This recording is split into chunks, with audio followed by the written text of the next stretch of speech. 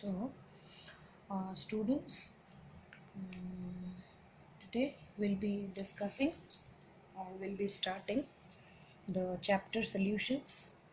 The name of the chapter is solutions, which is the second chapter of your physical chemistry. Now, the topics what all need to be covered in this chapter are like this. Number one is your introduction of the chapter as usual, and then preliminary idea about solutions and solubility. The second topic what we'll be covering is your concentration terms. Third topic is concept of solubility of solutes, volatile as well as non-volatile solutes in volatile solvents. Then depending upon different kinds of solutions, we have gases and liquids, and then in this topic we'll be covering Henry's law followed by numericals. Then solutions of liquids and liquids. This will cover your ideal solutions and non-ideal solutions along with azeotropes.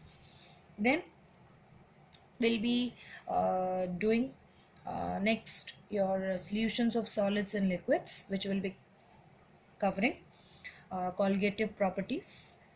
The four colligative properties includes relative lowering of vapor pressure, elevation in boiling point, then depression in freezing point, and then osmotic pressure. And the last topic what we'll cover is your abnormal molecular masses, and then it will include your association and dissociation, then Van 't Hoff factor, and then inclusion of Van 't Hoff factor in colligative properties. And then as this is the physical chemistry chapter, it includes every topic includes your numericals. So next we'll be starting your first topic, that is introduction.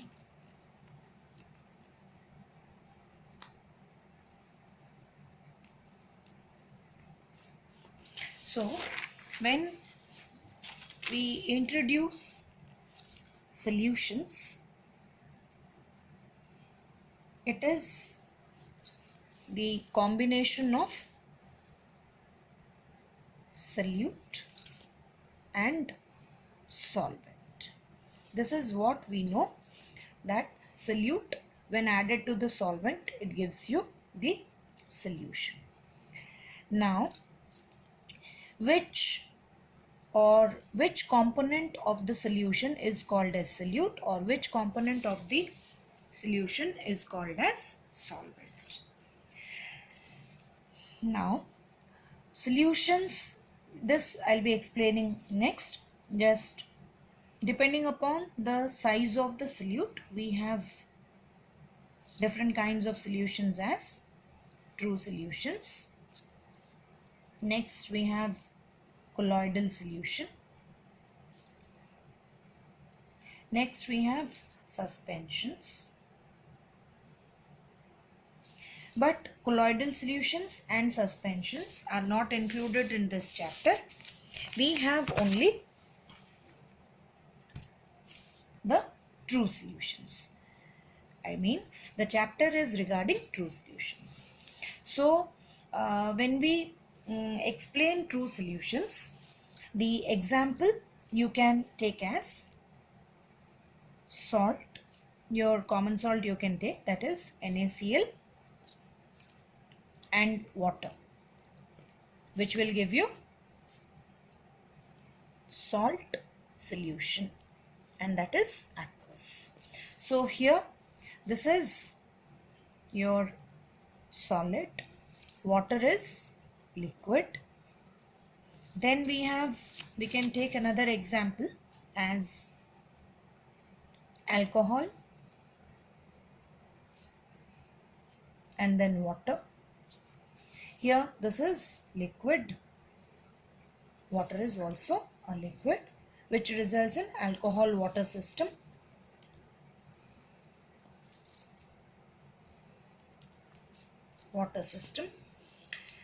Then we can take aerated water. So aerated water is the mixture of CO2 and water, all kinds of soft drinks. Now we should know that which one or which component is called as solute and which component is called as solvent, and we should define true solutions. Now why I gave you example before, because just to understand and to relate the true solution within in our daily life. Now how can you define true solutions? It is homogeneous mixture. It is homogeneous mixture of two or more components whose composition can be varied within certain limits. Now we have taken the example of NaCl water, alcohol water, and then soft drinks. Now the component we are including is your solute and solvent. That means we have taken only two components.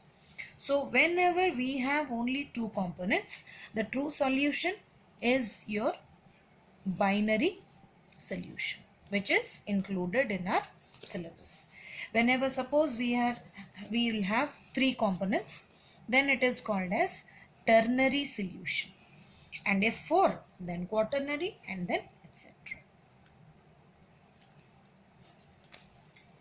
Now the component of the solution which is having the same physical state as that of the solution. So as we know, solute plus solvent, which I told you earlier, solute plus solvent will give you solution. So the component which is having the same physical state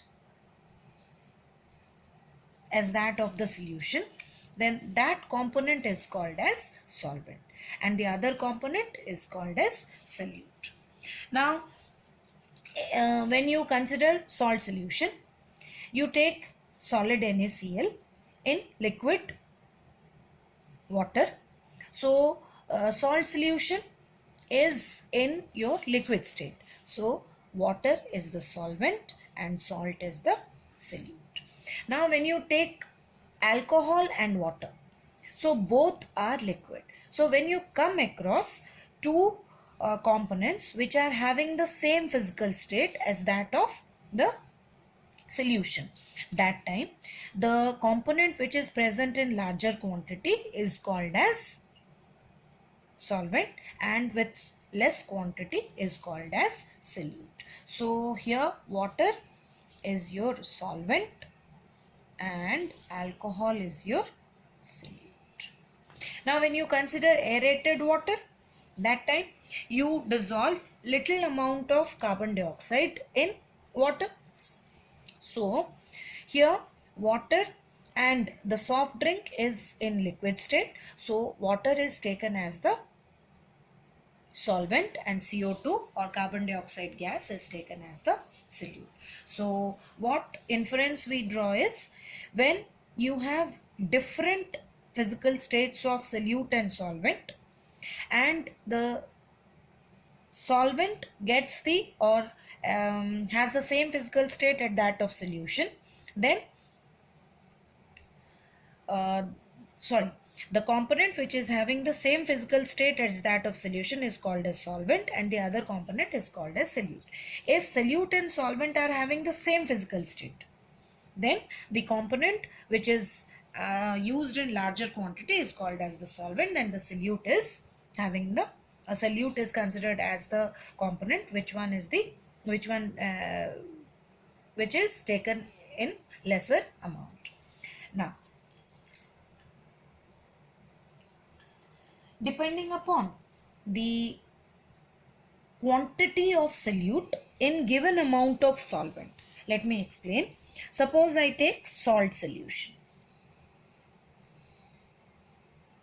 Suppose I have taken a glass of water and I have taken a drum. whose capacity is 20 liters, and here the capacity is 1/2 liter, half liter. So now here in this glass I have taken half liter of H2O or 500 ml of H2O. Now here I have taken 20 liters of H2. Now here I have added 5 grams of NaCl to both the glass and your drum. So which one is having higher quantity of solute? You will say that both the vessels have same amount of solute in it, same amount of salt in it. But if you taste the solution contained in present in glass and present in drum, then you will find the glass as more salty than that of drum. This salty nature or salty taste of glass is called as, or more salty or less salty, what you call, here we'll define your dilute solution and concentrated solution. That means quantity of solute decides whether the solution is dilute or it is concentrated. Dilute solution means very less amount of solute is dissolved. And concentrated solution means appreciable amount of solute is dissolved in given amount of solvent. But for chemicals, we cannot taste. So we are including a term called as concentration. Now this concentration, here we include the second part of the chapter, that is concentration terms. As I told, concentration terms and numericals. So now this concentration can be defined as the amount of solute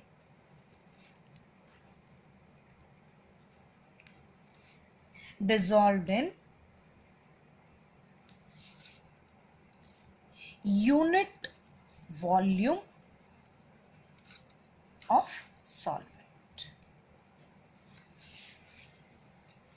As you said that glass of water is more salty and the drum of water is less salty.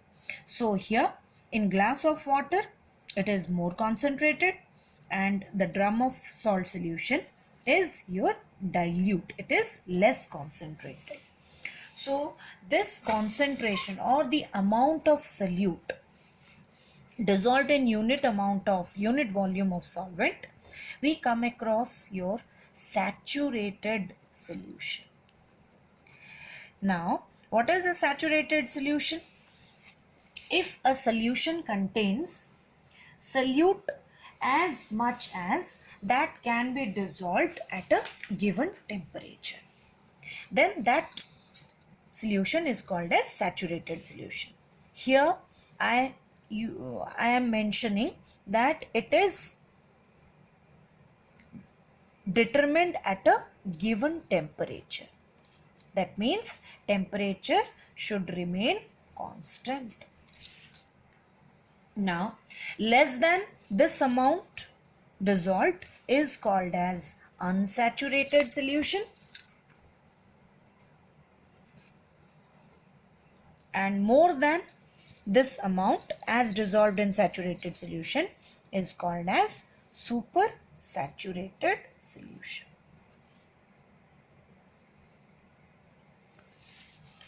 Now this concentration can be expressed in so many ways. First one is percentage. Next is strength,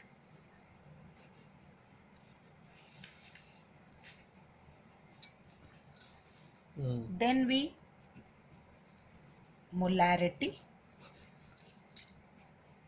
then we'll explain normality, then molality,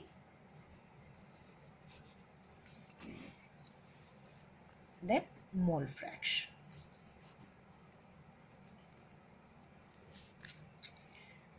So these are the ways by which I can explain or I can express concentration of a given solution, which I'll be discussing in my next video. Thank you.